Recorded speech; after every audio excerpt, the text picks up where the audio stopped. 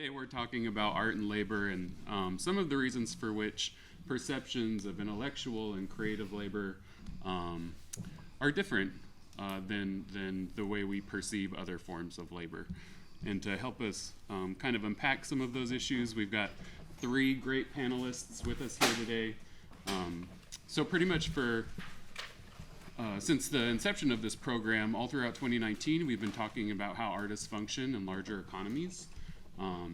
This discussion is kind of sort of period on that sentence, and next year we're going to be shifting a little bit, and alternate currents will pick up on issues that relate specifically to environmental justice and climate change. So that's our 2020 schedule looking forward. But for today, we're going to continue this discussion about artists in larger economies, and to help us do that, we've got three panelists, the first of whom is down there on the end, Alexandra Cardon, who is an art historian whose research focuses on French academic art at the turn of the 18th century. She currently teaches at the University of Nebraska at Omaha in the art history department, and is working on her PhD thesis at the Graduate Center within the City University of New York system. She has an MA in art history and international relations from the University of St. Andrews in Scotland, and an MA in modern and contemporary art from the University College of London. She's previously worked at the Memphis College of Art in Tennessee, and also the Modern and Contemporary Art Department at the Philadelphia Museum of Art in Pennsylvania. Next to Alex, we have Tyler Swain, who's an artist and educator and former delegate, union organizer, and organizer trainer for the Industrial Workers of the World.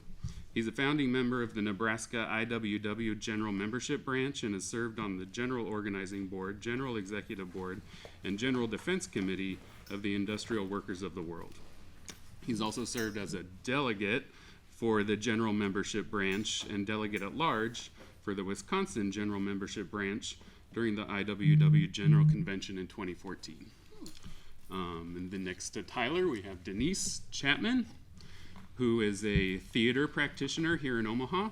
She graduated from Creighton University with a BA in theater, and then went on to receive her MFA from the Theater Conservatory at the Chicago College of Performing Arts at Roosevelt University. That was a mouthful. That's how we have to print it on our resumes too. So she's been back in Omaha since 2006. She's worked at the Blue Barn as a co-artistic director and ensemble member, and at the Omaha Community Playhouse as the director for education and outreach.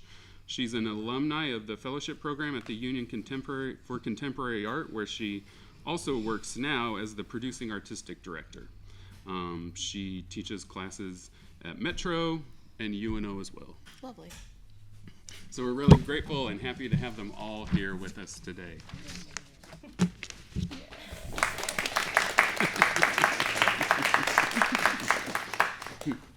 So I think we're going to start just by kind of defining what precarity looks like in the arts, defining what precarity looks like for culture workers and artists and other people involved in creative practices. And I wanted to kind of pick up on that question by asking each of you, in your personal experience, have you encountered some precarious working conditions as cultural workers? Can you describe what that looks like? Well, I mean, you don't, I mean, so depressing way to start, Peter. That's kind of bad for someone trying to get positive. I think my first museum job was precarity defined, I guess. It was below minimum wage. And the first day I arrived at the museum, the director announced budget cuts. So I was walking in as a new person, and already like half the staff that were like, wow, you get hired and we're getting fired. This is insane. And the director was like, well, I'm so glad you're joining the team, and I hope that you're really grateful for this opportunity. And that's been a constant theme, is this idea that you have to be grateful for working for institutions in the arts, and that your labor is sort of not as valuable as the institution. So when you curate a show, your name isn't up 90% of the time, and this is changing. I think the more people make noise about it, the more it changes, and you have this sort of curator superstar that has emerged since the 90s. So, but really, if you're beginning as a curator, you're a curatorial assistant, you're assistant curator, the likelihood of your labor being recognized by the institution is minimal. And so you sort of live in this visible, invisible space where the people who are recognized within the institutions that you're working at are the directors and the artists. I know a lot of you are artists, but sometimes like the person who's actually doing all the labor is completely ignored and overlooked. So that was interesting. And I can keep going. But I think just starting on an institutional level, that working condition was interesting.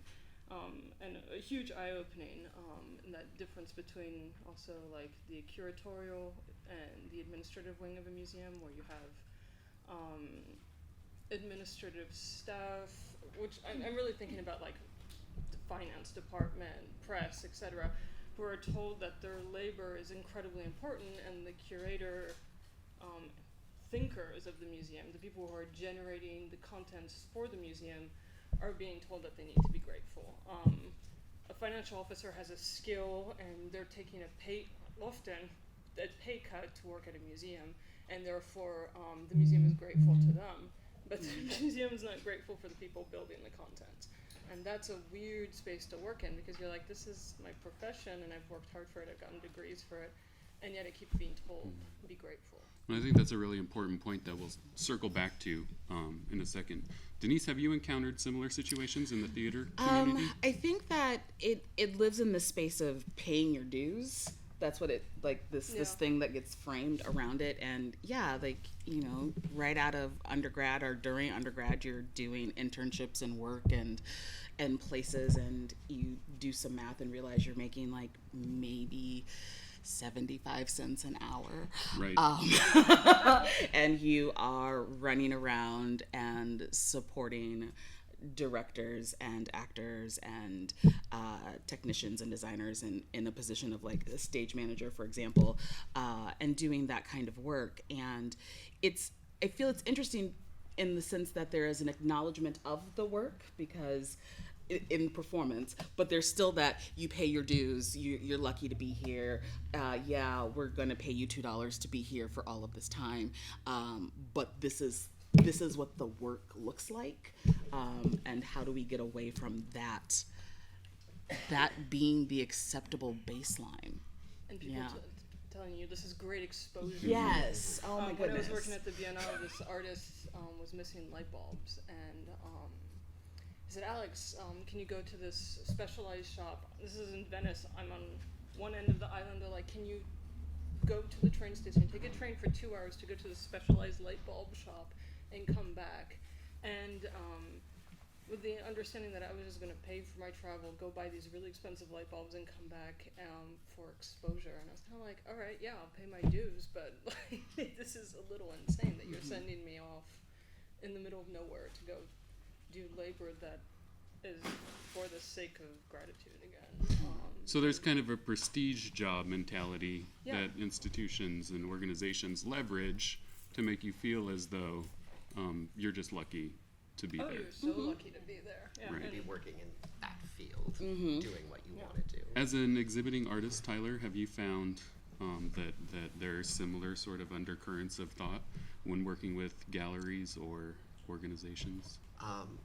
I think there's a really interesting thing that, from my perspective, only seems to have started to really become more popular in the last 4 or 5 years, especially locally, and that's asking artists outright to pay to show their work. And that's something that I really struggle with. It's something that I personally don't do. But I see more and more of these shows taking place and happening where they just, oh yeah, submit this $35 fee for your first piece and then $10 for each extra piece, and we'll hang it on the wall and it's good to go. And I find that really troublesome, and I don't think it's as common of a practice as it, or it's definitely more common of a practice now than it used to be, but it seems to be becoming like incredibly commonplace now, where people just expect that to be the way to go. And I don't know, I think when later when we start getting more into this conversation, you know, we'll start to look at maybe some alternatives like co-op structure. And I can see that kind of segueing into a co-op structure, but I'm not totally sold on that idea either. But it is something that concerns me. I think in general, though, there's just this attitude that applies overall to what I would refer to as passion jobs. You know, whether that's in the arts sector or just in general, when you look at, you know, people that are teachers or nurses or people that do caregiving work, you know, work that people tend to be passionate about, then it's much easier to exploit that labor value when you think that that person is doing that job because they want to do that job. And it seems easier for those in the authority positions of those doing that labor to exploit those workers with the understanding of, oh, they're doing this because they want to make a difference, or they're doing this because they want to feel better, and completely neglect the fact that we're doing this because we're trying to make a living at the same time, and the cost of living is dramatically increasing every day. You know, I have a master's degree. I'm the creative director for an art center for adults with physical developmental disabilities. I've been there for 5 years. I have probably close to 15 years of experience in alternative education in the arts. I make $17 an hour. I have 4 jobs total. So I have my primary day job that I work at 40 hours a week. I'm a teaching artist for Omaha Performing Arts. With their Disney Musicals in Schools program, I'm the teaching artist at the Union for Contemporary Art, and I place foreign exchange students because that's what I need to do to get by. And that's shocking. And I have a family, you know, so that's part of it. You know, I have children, and that's a choice that we make. But the extreme that we're pushing people to work to just barely scrape by because they're doing things that they love to do or trying to help, you know, better our society is really shocking. And I'm not exactly sure where this transition happened that we allowed ourselves to get to the place that we're in now. Right. Because I feel like 30, 40 years ago, it was much more acceptable to talk about unions and organizing, and there was a stronger sense of this working class solidarity that we were in this together, that somehow within the course of one generation has been incredibly crippled. And even those agencies that are meant to support those laws and ideas that protect workers are shells of what they used to be 20, 30 years ago. That's interesting. So if we look at the conditions of precarity within the arts as defined by things like very low wages, irregular long working hours, this kind of prestige job mentality, how does that affect the workforce? Given those conditions as kind of a framing for working in the arts, generally speaking, and again, that's painting with a pretty broad stroke, but if we take into that consideration, who can work at an institution, who can be an exhibiting artist, who can work as a theater producer? Well, and I think historically, and Alex is probably better one to speak on this than I am, the arts sector has been reserved for people that come from an upper class of society. Yeah, I mean, it's a sector that's been reserved to people who are independently wealthy, and you have this moment of transition in museums where, well, one, you're asked to like do 7 to 15 years of worth of education. So if you don't have that money to put yourself through college, you're already starting at a disadvantage because you're starting in debt. But traditionally, museums, and we'll just say the Metropolitan Museum of Art, were run by people who came with money. And as such, they could devote themselves to intellectual labor at low pay, without any fears of that affecting their life, or their family, or their well-being.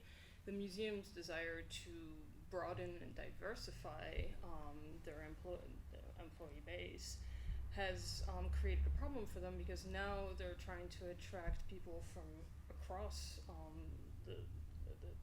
the United States that don't fit into that sort of primarily white male workforce that have been incredibly privileged. So this desire for diversity is bringing attention to museums as saying, we need to be paid. We require payment for our intellectual labor, and you have this tension.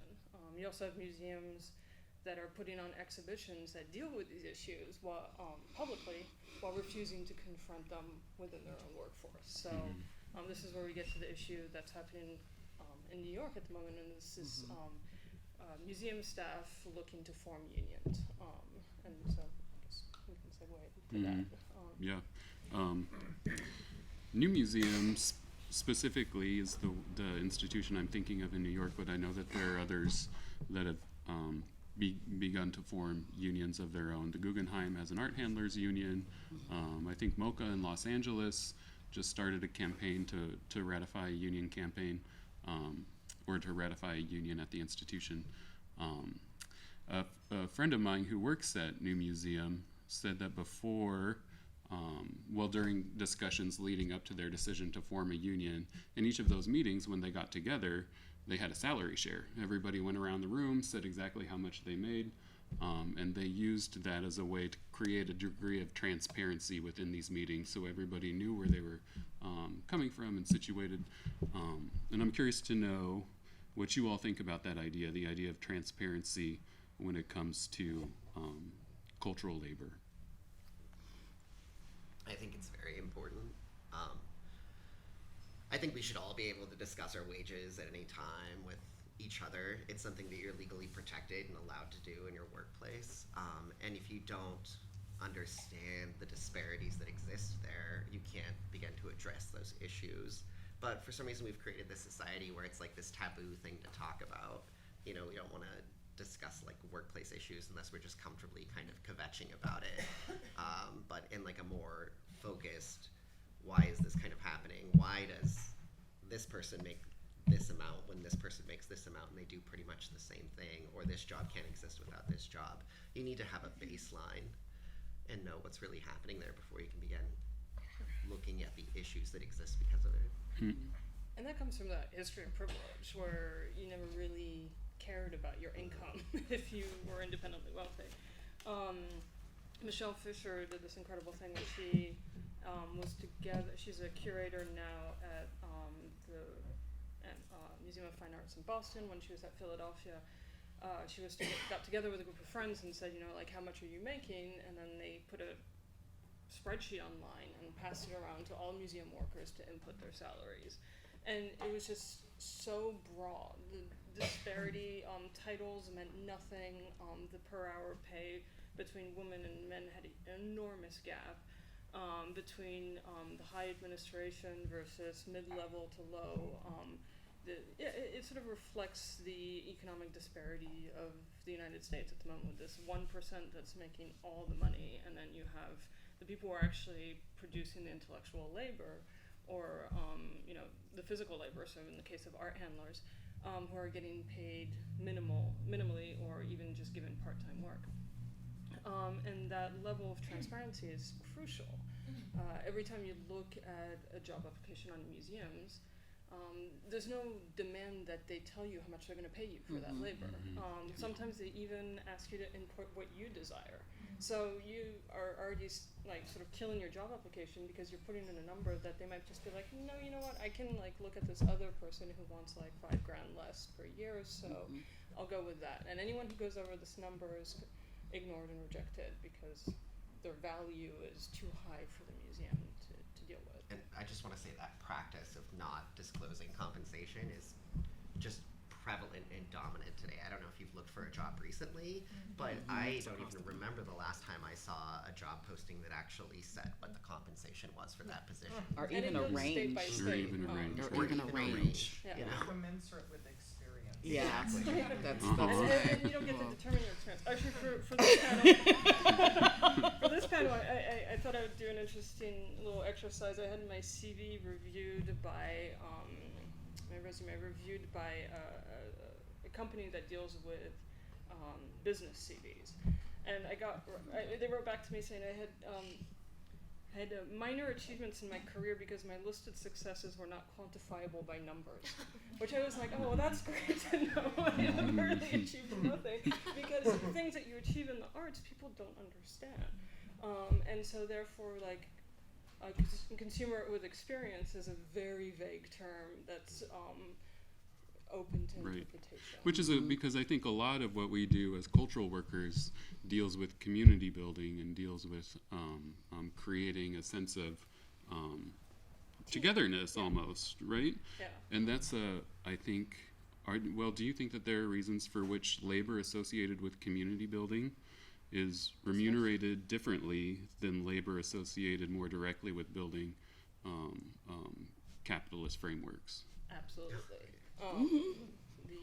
The entirety of the United States is based on a managerial position, basically. Like, it's top-down education. As soon as on your CV you write in one of your bullet points that, you know, you've engaged with the group and, like, sort of sponsored greater discussion of, like, community building, etc., that seems like you are not good at business, or you would never achieve as a manager because you're too invested in your community. These are things I've been told, so I think I probably need to erase those things. I mean, community building directly helps bring down capitalism in the long run if you're doing it correctly, you know, where building the capitalist infrastructure helps promote and maintain the system. So obviously the system that's meant to support and maintain the system is going to value the steps that push that up more so than the ones that will ultimately bring people together to bring it back down. And I think we could probably characterize education in the same way, or the work that we do as educators, arts educators specifically. I also feel like it's maybe worth acknowledging that labor associated with care and community has often been characterized as women's work, female labor.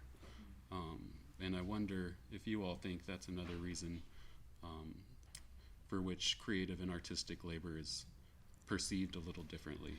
I think it's also this definition of what is work, you know, and the challenge I think sometimes with the work that we do is that at the end of the day, a lot of people don't perceive it as work. So when we start thinking about, okay, well, I spent 3 hours in front of this computer creating this character who then had to die.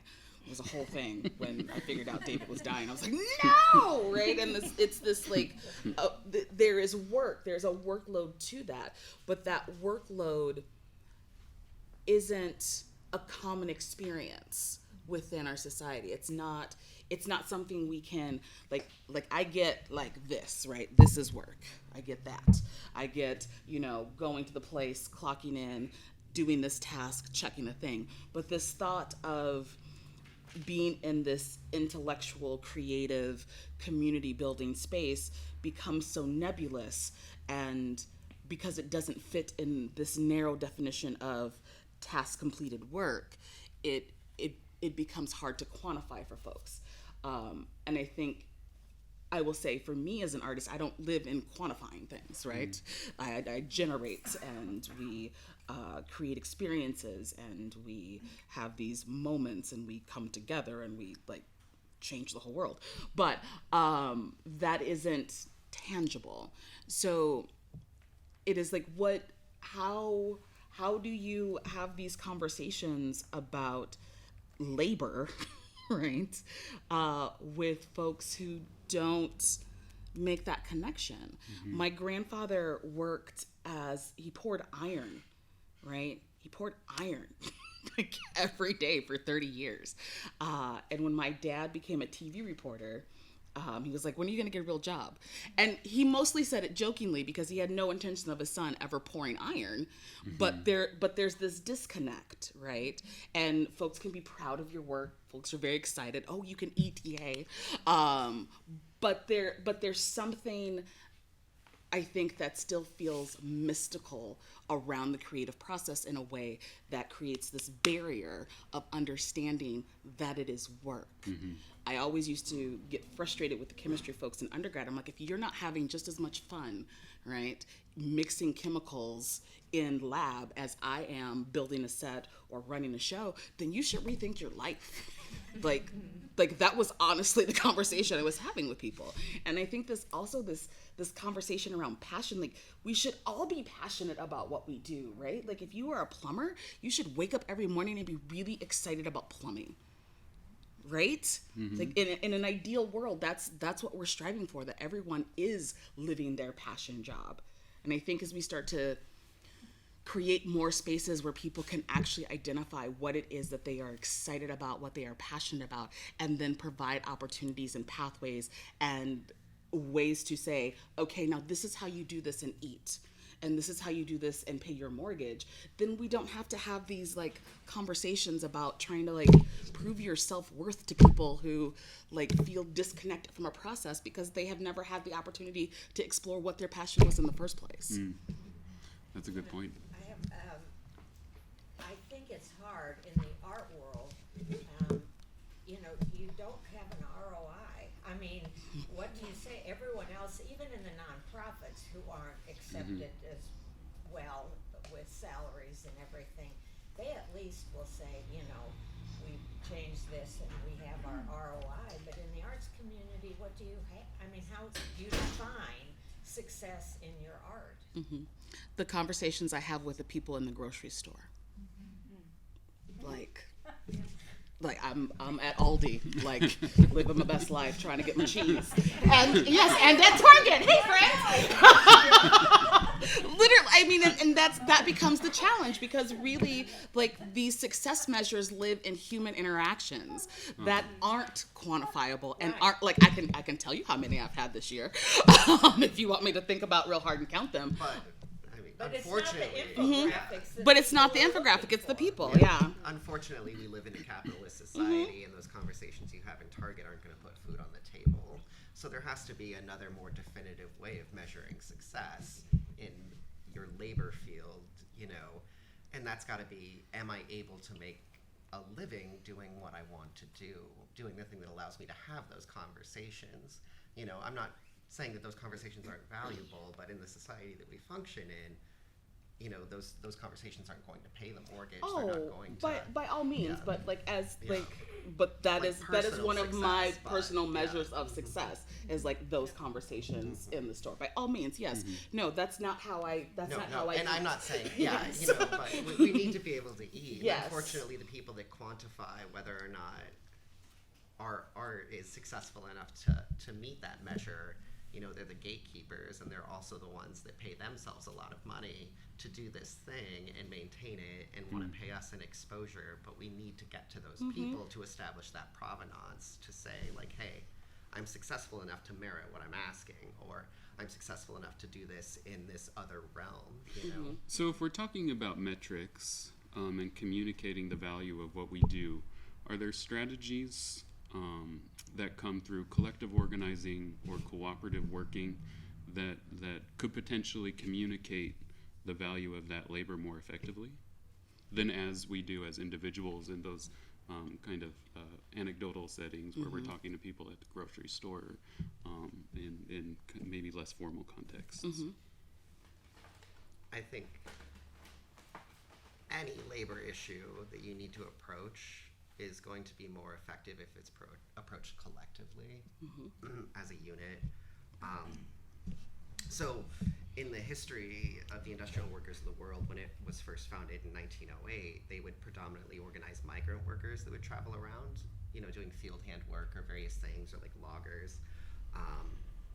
And these workers would go from city to city, and when they would come to a city, they would say, okay, we're here, we're field hands, we will not work for less than $4 a day, and they would bring 120 people to one town and say, yeah, we'll pick your crops, we'll do what you need to do, we will not do it for less than $4 a day, and you will not do it for less than $4 a day either.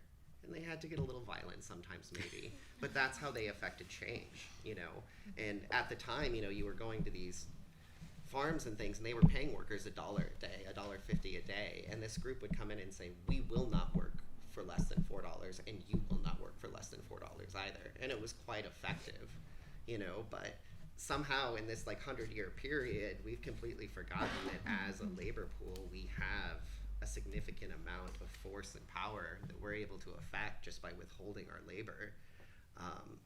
And it's also become increasingly more illegal for us to withhold our labor. It's a lot more beneficial if I'm trying to hold a collective action at a museum. If all the artists walk out or whatever, that's fine. The art's already there. The museum can still function. If I can get all the artists to walk out, and I can get all the custodians to walk out, and I can get that person that stands at the front door and greets you when you come in, I can effectively shut down that entire museum. Unfortunately, in the 80s, there was legislation that took place that made it harder for people to organize across sector lines like that. But I think that we've really broken ourselves up into like, when we're looking at labor, well, I do this type of labor, and this labor is different than your labor, and I do this type of labor, and we're in a different world than you are, when really we're labor, you know, and we just need to find ways to pull together and support each other.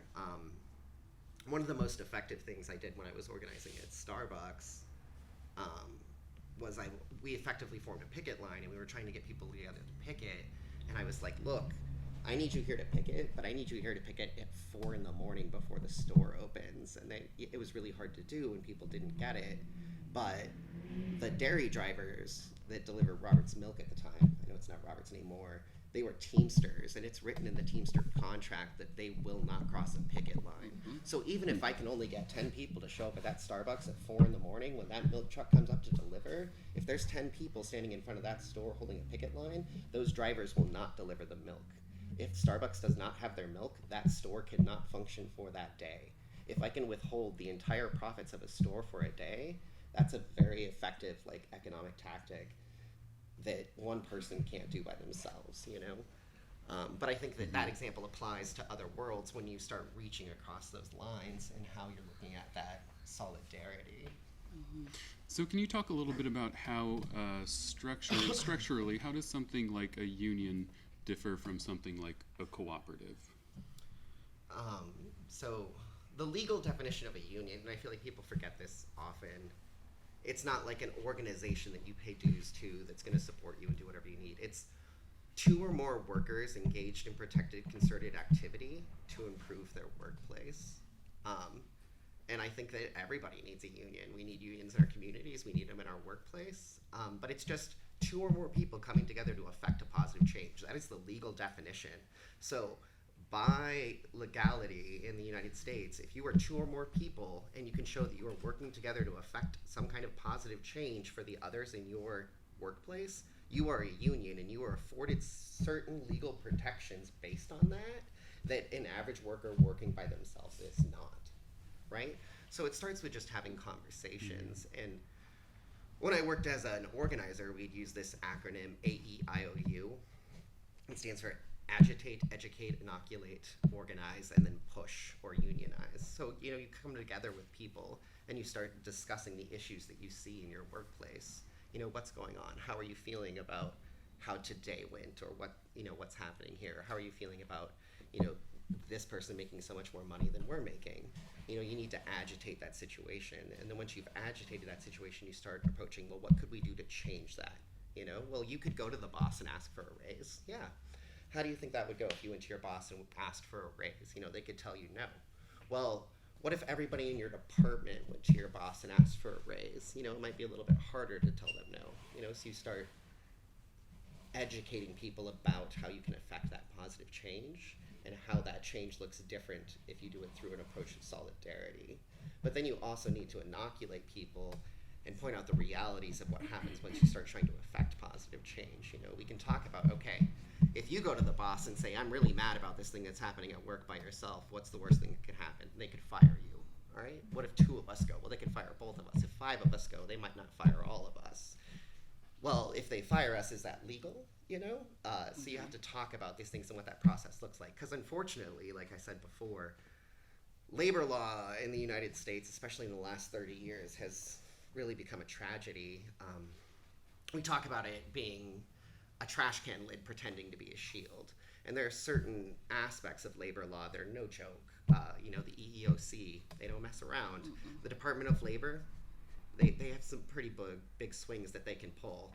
But overall, the main regulatory body for this aspect of labor is called the National Labor Relations Board, and they oversee the National Labor Relations Act. And there has not been a full member board for the NLRB since before George Bush. It's never been fully seated. There's only 5 people on that board, and they oversee the National Labor Relations Act for the entire country. You know, so it's crazy when you think about it. So when you start looking at the legal protections of what you can do, there's not a lot there unless it falls something under the DOL or the EEOC. So what you really need to rely on is your solidarity of each other. You know, you need to be able to show what power you have, how vital you are to that institution, and what happens when you remove that labor force. Sure. And our labor is the only thing we have to remove. So are there endemic, I know that we've talked a little bit about this already, but are there practices endemic to arts institutions and maybe arts institutions here specifically that kind of prevent that solidarity from forming? We don't have to call anybody out specifically, but are there examples of that you've noticed or can think of?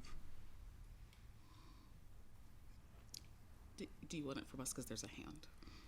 Well, Oh, sure. I guess just one observation about that is that having been a former teacher, like unions are easier to organize when the labor is more equal or the work expectations are more equal. But I think that within the field of art, it's a lot harder to organize for the same things that Denise was saying, that the work is not the same and the work is not always relatable to each other or to people who are non-artists. So I think it's like apples to oranges sometimes. It's really hard to Right. figure out what the common ground is. Yeah, I mean, you have to decide your issues and how you're going to focus on them. But like when I mentioned the paying to show your art and stuff, like I think the artist could effectively organize and shut that down. You know, like I know you just said not to single anybody out, but I'm going to drop one organization's name because I hate them. It's Raw. Like I think we could kick Raw. I think as artists, as a small step to building that solidarity, we could get together and we could shut Raw down and make sure they don't come back to Omaha again. You know what I mean? And they're not based so in it's, Omaha, no, they're correct? not No, based in they're Omaha. national. You know They what I just mean? kind of- But okay, you know, it's these baby steps that build that solidarity, and then through those actions, you work out the kinks of saying, okay, hey, yeah, this is interesting. Now, we've noticed this other space maybe isn't as diverse as we'd like it to do, or you know, we really feel like, based on this place's operating budget, they could probably afford to pay artists a little more than they do. So then, you get artists to collectively stop submitting to their shows. You know. Or rather than unifying with labor, Yeah. like unifying against system policies or something. Yeah, which is unifying labor in my eyes. You know what I mean? Like, I don't know. Like labor isn't like the business unions to me, like the AFL-CIO and stuff. Like, Yeah. and like when I organized, I was never a part of the larger those unions. Although sometimes I did do solidarity work with them. I have a lot of issues with like the bureaucratic labor structure. But I guess what I'm trying to say is that you don't need that labor structure to create a union. Like a group of workers coming together, or artists coming together, or community members coming together. You can have your community unions, or like we organize tenant unions. You know, they can all be really effective. But to your point also, I wonder, so there's an idea that individualism is kind of propped up within creative communities and artistic communities, in a sense that this idea of creative genius kind of takes precedence, right? Especially individual creative genius. That creative genius generally isn't framed as collective creative genius, or framed as the accumulation of a lot of people's work. Specifically when we're looking at international art markets, usually it's one big artist who's kind of like propped up above everybody else, right? And we're missing out on all of the other work and ideation that goes into helping that work be realized.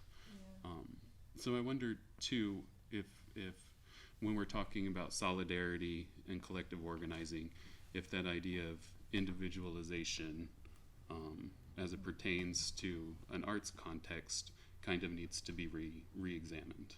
Specifically in a theater setting, I feel like collectivity plays a huge role. Oh gosh, yeah, and I think like for my theater practice, I live in ensemble. Like I cannot do my work alone, and even in my playwriting, that happens within community. Like all of my community people who generously share stories with me then are a part of that process. And I'm really mindful not to abuse time and do my best to pay folks for their time, because that becomes really important. But yeah, no, it doesn't and that isn't to say that there aren't theater practitioners who like live in that I am the genius and press forward, but within my practice it is very much an ensemble based practice. So yeah, like you have to, I have to create space and find dollars and have conversations and negotiations around, okay, this is here, and transparency, here is what we have for the show. This is what we have, and I need this amount of people to do this. So like knowing this and knowing this and knowing how much can you work for on this project. Because there are definitely times when I can't afford to pay people what they're worth. And I will be upfront real quick. It's like, you are worth so much more money than I have. So this is what I have. This is what I can do. And give them the opportunity to say yes or no. And I have a couple of people who started with me early on in that process. And we have been able to, over the last few years, slowly get them up towards where they should be. But it is definitely a process, and it is challenging. And the key for me right now, where we're at, is that those conversations and that transparency, and trying to make sure that people also have what they need to do the work as well. So I'm not asking people to come out of their like, not only can I not afford to pay you what you're worth, I also need you to upfront all the money. Like, we're trying to avoid all of those situations as well, to be able to say, here are the dollars to do the work, and here is what I can afford to pay you for that work. So what are some other strategies organizations, institutions, individuals can implement to help move the needle a little bit when it comes to shifting perceptions of the value of creative, artistic, intellectual, and emotional labor? Well, I think Amplify offers like an incredible mission to the city of Omaha, because it's a group that gathers artists who function a lot alone in the studio into one space and gives them a collective voice.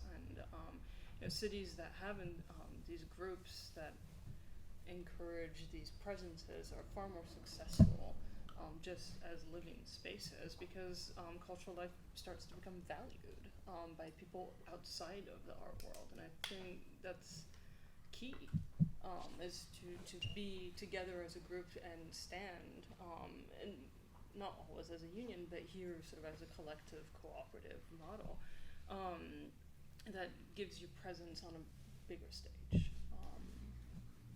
Rally, come together. I would agree with that for sure. And I think the problem with the work of art is that's seen as the product of, the work of art almost makes the labor invisible.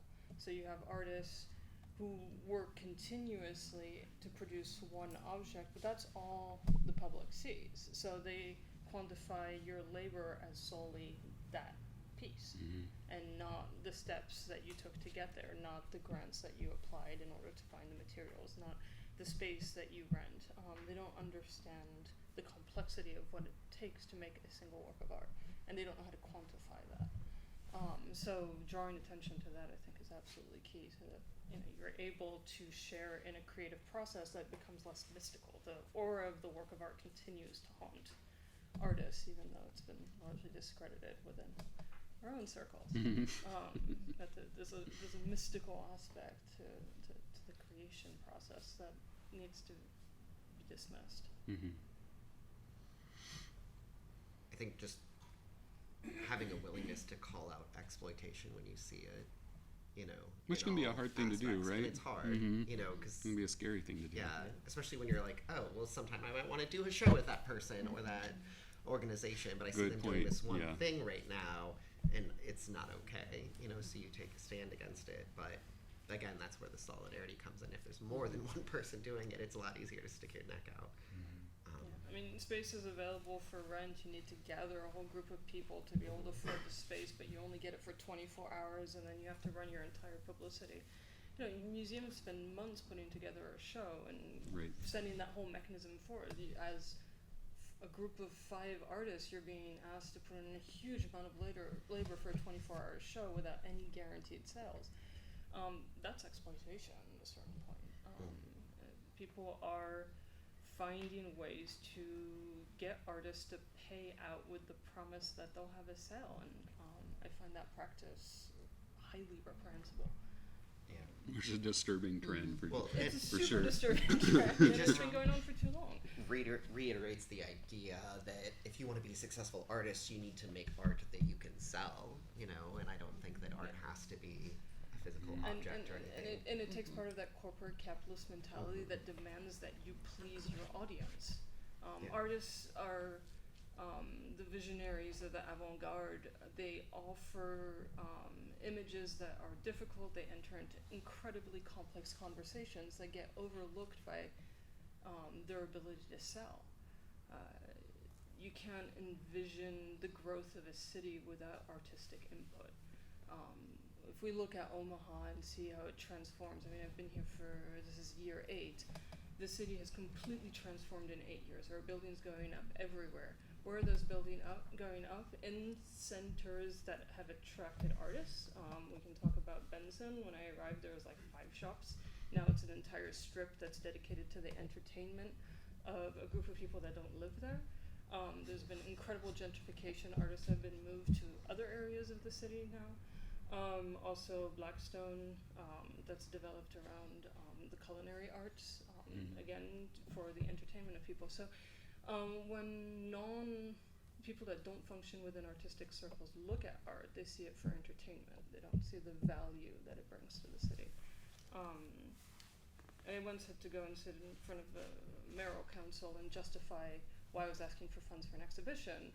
And they said, well, your last exhibition didn't seem to bring a lot of money to the city, to your museum. Like, why are you not raising more funds for you? And I said, well, it did bring you $70 million worth of entertainment taxes between hotels and restaurants and taxis and planes and all the funds that you got as a city amounted to $70 million. So don't tell me you can't help us fund our next exhibition.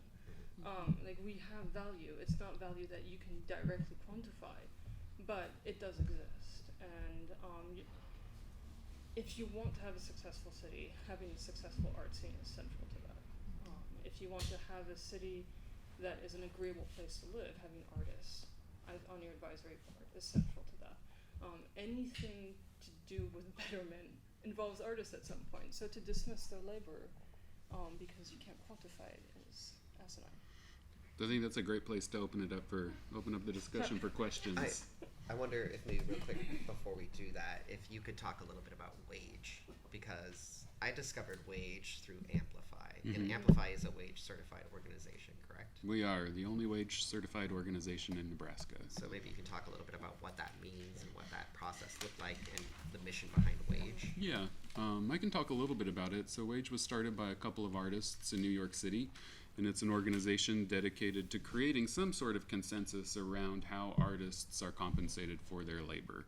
So they look at a bunch of different organizations and put together this kind of like speculative map based on organizational size and budget, and then they determined how much exhibiting artists should get paid, curators should get paid, and a whole slew of other categories based on those budgetary measures.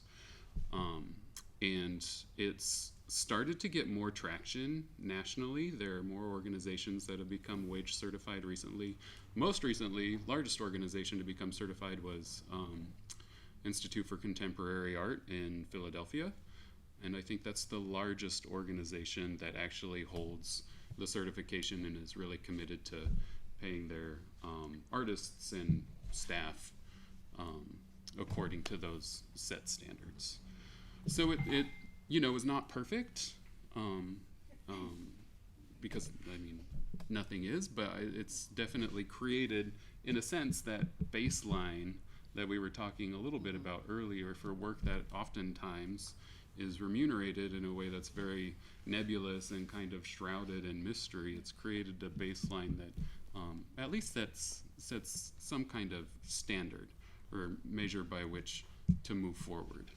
Because precarity ultimately is the gig economy, and that's what Yeah. the arts is forcing us to have, is several gigs.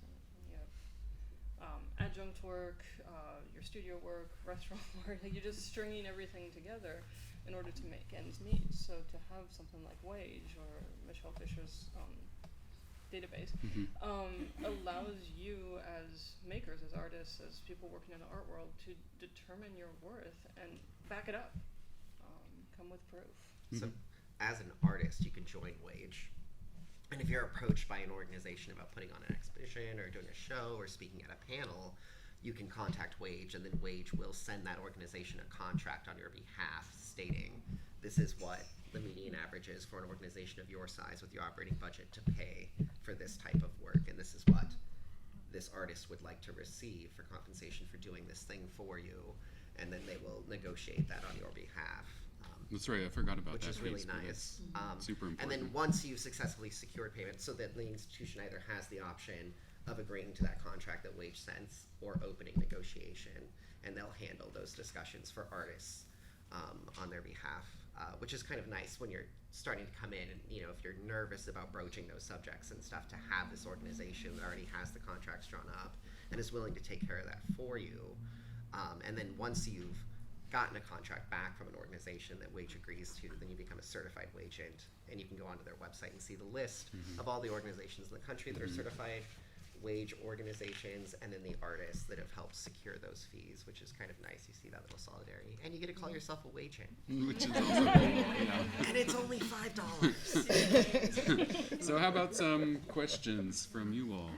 Yeah, I have a question. I'd be curious to hear the panel and maybe the audience to talk about the art industry's dependency on, or maybe like addiction to, free labor in the form of internships, and like this promise of trading, you know, industry insight or experience for free labor. And yeah, I've had internships myself that have been really rewarding, but I also have witnessed some that are really abusive. So like, when is it okay, especially when like college credits are involved and interns are paying for their experience? That right? question got a lot of sighs from this panel. Yeah, so I'd be curious to hear your thoughts on that. I think in terms of museum work, it's been a continual process of addressing, and it varies from institution to institution. And again, you have to make the decision whether you're going to take the internship or not, based on whether they're going to compensate you. I think smaller museums will probably have a hard time paying you, but any larger museum, it's absolutely unacceptable for them to have unpaid internships. Because the things you are doing, also, there's some amazing internship posts where they're like, you will be like coordinating parts of this catalog research and things like that. And you're like, wow, that takes a lot of energy and time. This is not going to be like a 3-hour-a-week gig. This is like a full-time gig that I should be paying for. So yeah, refuse. Don't participate with that. But then other, just incredible internship programs like the Guggenheim and the Getty that are really rewarding. So don't be shy to apply to those. They're good ones for all the bad ones, but yeah, this. Yeah, I'm a firm believer, because I've had some interns, and whenever I have an intern, it is a learning opportunity. So within my practice, it's if it has a job description, then that's an employee, right? When we bring interns into the practice, it's about creating an educational opportunity that allows them to grow in their craft or their practice. And I think that the conversations that I've had with young people recently around that is to really investigate into the internship, and are you getting opportunities to be mentored? Are you getting opportunities to network? Are you getting opportunities to grow your practice or learn a new skill? If those things aren't there, even if they are paying you, more often than not, it's still not ideal, because you're getting paid at a reduced rate to do something that really they should probably hire someone to do. And I think you should, if you're interviewing for an internship, you should interview the business that wants to and say, what am I going to get out of this?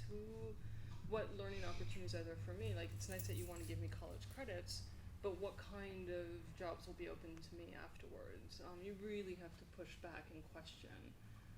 And it is great training just in itself. It's go and interview your interviewees. a good way of going about it. But yeah, it should be a learning opportunity. Yeah. You shouldn't be getting coffee and photocopies and things like that. There should be some sort of There reciprocity should there, be. right? You Yeah. might still have to make copies. But that shouldn't be the only It shouldn't thing. be your main thing, but you might have to make some. Send it around the coffee.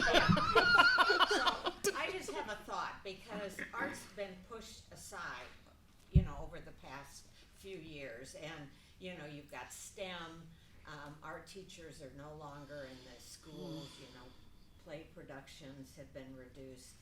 So it's kind of a second-class citizen. So I think until we can maybe educate the public, and the union does that with their social justice, realizing, and I think it's marketing too amongst the artists to say, hey, we're important, we're important in everyone's lives. Because unfortunately now, when people talk about creativity, it's like the entrepreneurs. It's the techies who are the creative people in our society.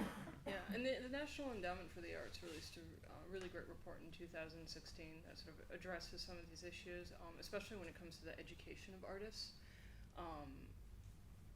In the structure of the university now, individuals go to the studio to learn techniques of making, so you go and learn printmaking. It's fallen upon the professors to teach them also entrepreneurial skills that are not forcibly the forte, like the strength of that professor. This report talks a lot about how the institutions, the universities and colleges, need to rethink how they teach the arts and what they offer to art students. So that, yes, you go take a class with a printmaker, but that printmaker is not in charge of telling you how to run your social media account. You should have entrepreneurial professors teaching you what it means to be an artist and how to be self-employed, how to promote yourself, how to be your own business. These are skills that artists are having to cobble together and spending way more energy learning these skills after school, like when confronted and thrown into the real world, than they should have to do. So there has to be an education component here too.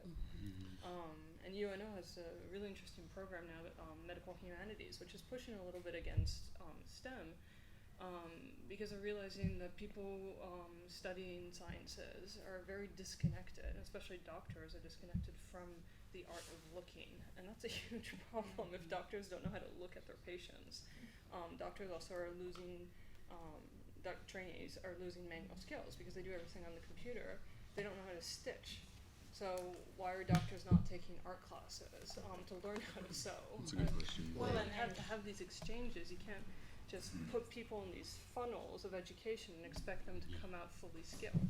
Well, and I think the healing arts program that you were talking about, people are realizing that for physical and mental health, the arts are important. That's why the cancer center down there has all that artwork and everything. Yeah, and at the same time, it's to the side. Like you drive down Leavenworth Street, June Kaneko has a massive installation on a street corner where no one's going to ever hang out. Like you're driving by art. You're not bringing art to people to have a quiet moment. And you've created a park on the side because you destroyed a building. That lot's not big enough for you to build another parking lot. So art we're is tucked. we're creeping up on time here, and I want to be respectful of that. Are there any final thoughts with which we can wrap up? I will say this real quick. So part of having these conversations with people in grocery stores is also about making these human connections. And if the thing as artists is that we have to have folks to be in solidarity with us, and we can gather and we can have these conversations and we can do this work, but we can't do this work alone. And if we want to make sure that art doesn't continue to disappear from schools and places, and we have more intentional places than art on a corner, then we really do have to have those connections with people who are going to engage with our work and get them to advocate for us as well. Okay, one more. One really snarky little suggestion, which is, because this is something that is frequently discussed amongst my friend in the performing arts community as well, is the next time a professional asks you to do something for free for the exposure, say no. You're going to do my root canal for $20, right? For the exposure. You're going to do my income taxes for $20 for the visibility, right? It's a good point. Yep, Yeah. yep. Also, one little final note kind of bouncing off of that, also the idea of like awards-based community. Aww. And the fact that like what we do as our job also comes with like an award for like best of, and we're talking about like these little raw that comes in and like drops something and then is like a national thing. Like the OEAs is the exact same thing, and they set one up here and they set one in all different communities, and so like then it adds that competition, and it also adds like you don't need to be paid because you're the best. Here's an award that we you. You So have like, I think visibility. that mentality is also a problem. Thank you for bringing that up. That's a good important point to make. And thank you all for coming today. We appreciate it and love seeing you here for these discussions. Our next one will be in January. I think the 17th is the date. So we hope to see you all again for that.